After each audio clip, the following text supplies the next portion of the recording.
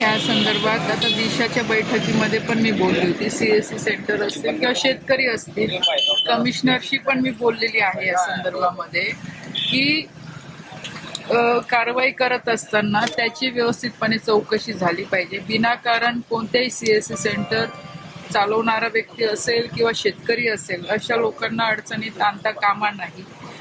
कारण की बऱ्याच वेळा असं होतं की जे जिओ टॅगिंग केलं गेलेलं आहे त्याचे पण एव्हिडन्स शेतकऱ्यांकडे आहे किंवा जे सॅटेलाइटच्या माध्यमातून फोटो घेतले जात आहे ते कोणत्या तारखेचे आहेत, त्याचा कालावधी काय आहे ते पण बघितलं गेलं पाहिजे. कारण की बऱ्याच वेळा शेतकऱ्यांचं पीक निघून गेलेलं असतं आणि ते सॅटेलाइट इमेजमध्ये येत नाही किंवा सॅटेलाइट इमेज आधीचे असतात म्हणजे मागच्या वर्षाचा, त्याच्यामुळे बऱ्याचशा अडचणी येतात आणि नको त्या शेतकऱ्यांचं नुकसान याच्यामध्ये होतं.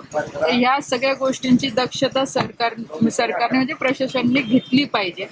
आणि मी पण सरकारसोबत बोलते आहे की शेतकऱ्यांच्यावर गुन्हे दाखल होता कामा नाही याची काळजी सुद्धा घेणं गरजेचं आहे. कारण की शेतकऱ्याचं ऑलरेडी एवढं नुकसान होत असतं. एक केळी पीक विमा जे कसं माध्यम आहे की त्या माध्यमातून भरपाई थोडीफार शेतकऱ्यांना मिळत असते. कारण की आजही बघू शकतात की ह्या पावसाळ्याच्या परिस्थितीमुळे, गारपीटमुळे, त्याचबरोबर जे युद्ध चालू आहे त्याच्यामुळे पण आज केळीचे भाव 400-500 रुपयावर येऊन गेलेले आहे.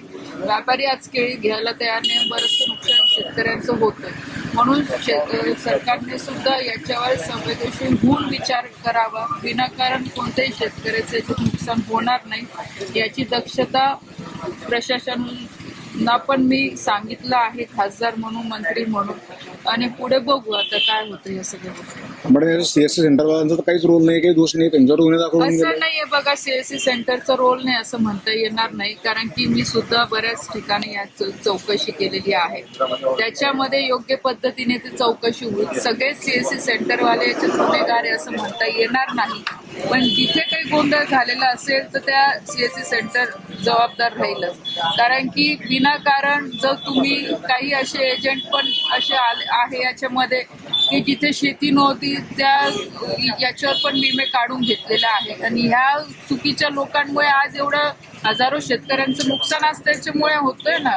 तर याची पण दक्षता सीएससी सेंटरच्या लोकांनी केलं पाहिजे. जर तुमच्याकडे पक्का एव्हिडन्स असेल, सातबारा असेल, त्याची नोंद असेल, त्याच्याशिवाय विमा काढायलाच नको. कारण की काही ठराविक एजंटमुळे आज हजारो शेतकऱ्यांचं याच्यामध्ये नाव येतंय, त्यांचं उगाच नुकसान आज होतंय. आणि आज आपण जळगाव जिल्ह्याची परिस्थिती बघू शकतो की केळी आपली हे मेन पीक आहे. केळीचं उत्पादक आपण घेत असतो, पण त्याला चॅलेंजेस पण तेवढ्याच आहेत.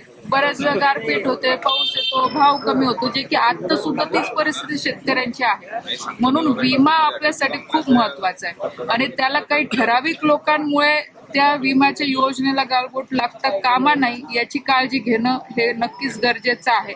म्हणून जे याच्यामध्ये गुन्हेगार आहे तर सरकार त्याच्यावर कारवाई करायचे आदेश काढलेले. पण नक्कीच याच्यामध्ये शेतकऱ्यांचं कुठे नुकसान होतं कामा नये, शेतकऱ्यांना गुन्हे दाखल होता कामा नये. सीएससी सेंटरवाले जे आहेत खरोखर ज्यांनी चुकीचं काम केलेलं आहे त्यांना तर या गोष्टीमध्ये अडचण येईल.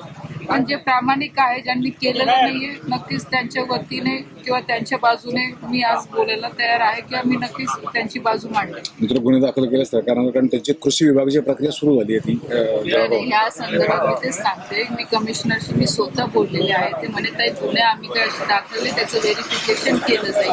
पण जिथे आढळलं जाईल की जे सीएससी सेंटरने आता जर असे 200, 300 विमे काढून घेतलेले आहेत की ज्याची कुठे नोंदच नाहीये किंवा ते शेतकरीच तिथले नाहीये, तर ह्या गोष्टीचं पण ते चेकिंग करावं लागेल ना. कारण आज हजारो शेतकऱ्यांचं याच्यामुळे नुकसान होतंय.